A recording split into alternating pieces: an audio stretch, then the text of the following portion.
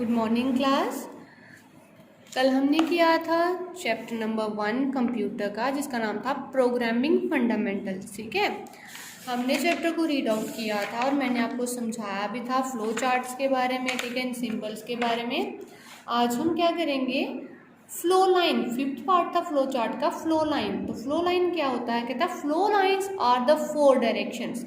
Flow line क्या होती है, 4 डायरेक्शंस, डायरेक्शन लाइंस होती हैं which are use to show the flow of control in a flow chart, जो यूज़ करी जाती हैं शो करने के लिए flow of control in a flow chart. Flow chart में फ्लो को कंट्रोल करने के लिए ये यूज़ करी जाती हैं। ठीक है, देन आता है कनेक्टर बॉक्स। तो कनेक्टर बॉक्स क्या होता है, समटाइम्स अ फ्लो चार्ट में ऑक्यूपाई मोर देन 1 पेज। कभी कभी क्या होता है कि फ्लो चार्ट जो है वो एक पेज से ज़्यादा पेज ऑक्यूपाई करता है। Then this flow chart on different pages is connected by circles.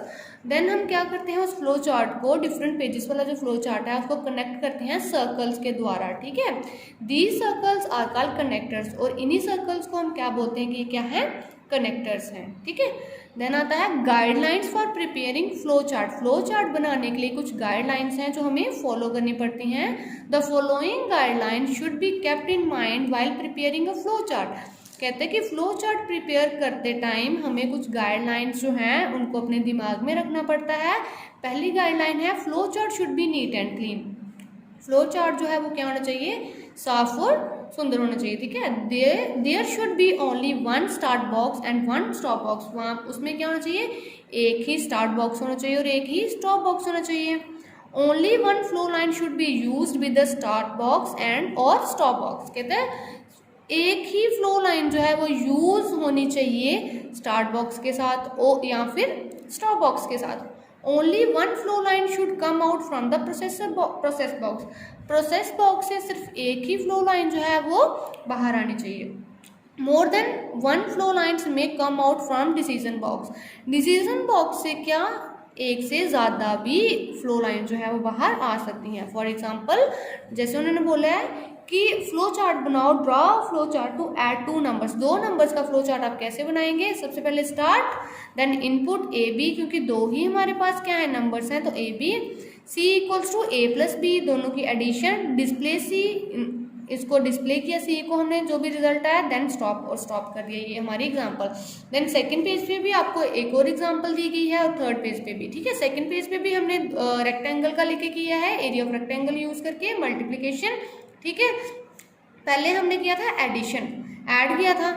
इसमें एरिया ऑफ रेक्टेंगल का फॉर्मूला क्या होता है, लेंथ इनटू ब्रेथ, तो मल्टीप्लीकेशन का आ गया, और यहाँ पे एवरेज निकाली गई है। ठीक है, सब्जेक्ट मार्क्स की एवरेज। तो एवरेज कैसे निकालते हैं, सम करके, देन डिवाइडेड बाय नंबर, जितने भी नंबर थे, 4 नंबर थे, तो सम उनका डिवाइड कर दिया उनको 4 से, तो ये एवरेज यहाँ पे डिस्प्ले हो जाएगी। ठीक है, ये 3 एग्जाम्पल्स थी हमारे फ्लो चार्ट बनाने की। एग्जाम्पल 4 भी है, जिसमें लिखा है draw flow chart to check whether student has passed an examination और नॉट, कि एग्जामिनेशन में, एग्जाम में कोई बच्चा पास हुआ है कि नहीं हुआ है, उसका फ्लो चार्ट दिखाया गया है।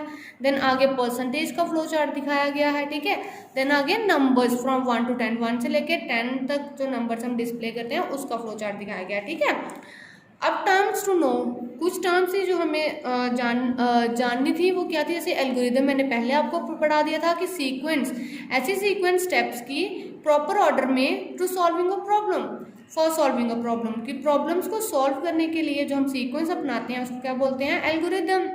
और फ्लो चार्ट क्या होता है, पिक्टोरियल रिप्रेजेंटेशन, किसी भी प्रॉब्लम को पिक की फॉर्म में रिप्रेजेंट करना जिसमें कुछ स्टेप्स हों, उसे क्या बोलते हैं, फ्लो चार्ट। और पॉइंट्स टू नो, इसमें क्या है, कंप्यूटर जो है वो वर्क करता है इंस्ट्रक्शंस पे। एल्गोरिदम जो होती है वो सिंपल इंग्लिश लैंग्वेज में लिखी जाती है, सिंपल लैंग्वेज में लिखी जाती है, जैसे कि इंग्लिश। आफ्टर ड्राइंग अ फ्लो चार्ट ड्रॉ करने के बाद आसान हो जाता है समझना लॉजिक के, प्रोग्राम्स के लॉजिक को। फ्लो चार्ट में क्या होती है, ओवल शेप सिंबल होता है जो रिप्रेजेंट करता है beginning and end of the flow chart. Parallelogram shape होती है, सिंबल होता है, ठीक है, जो रिप्रेजेंट कर इनपुट और आउटपुट के ऑपरेशंस को क्या करता है, रिप्रेजेंट करता है। रेक्टेंगल शेप सिंबल जब प्रोसेसिंग के लिए काम में आता है।